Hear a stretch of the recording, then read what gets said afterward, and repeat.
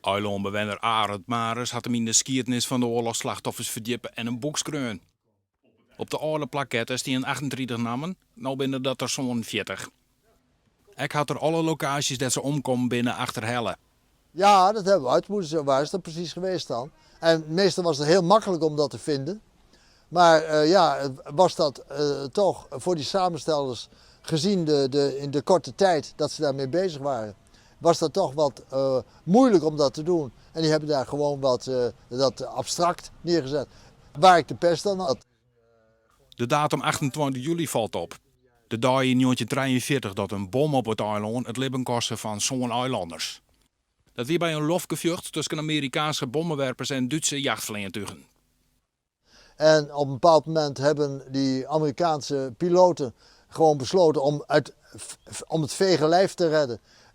Hebben zij bommen overboord gegooid en zijn in de Waddenzee terechtgekomen, in de polder. Ook een aantal op het dorp. En zo zijn daar 7 mensen bij omgekomen. Maris biedt hem 15 namen dat geen informatie van wijze zoeken. Dan is er van mij een extra energie krijg ik daardoor om op zoek te gaan. En dan is het een kwestie van niet een week, niet een maand, maar het kan dus maanden duren en heel veel teleurstellingen voordat je iets vindt. Maar dan heb je het weer. Dan krijg je van die hoogtepunten en dan denk je, daar heb ik het voor gedaan. Nou vind ik wat op meest onverwachte momenten. Troch het boek en de plaketten wordt het nevens Maris voor de komende generaties duidelijker hoe het oorlog is en ontstaan kan.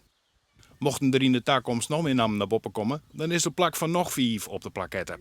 Als er nog één keer zo'n, ik noem het dan, je moet een beetje gek zijn, iemand daarin gaat duiken, dan inderdaad kunnen er 5 en dan ben je ook weer 20 jaar later verder. Dus dan zien we weer.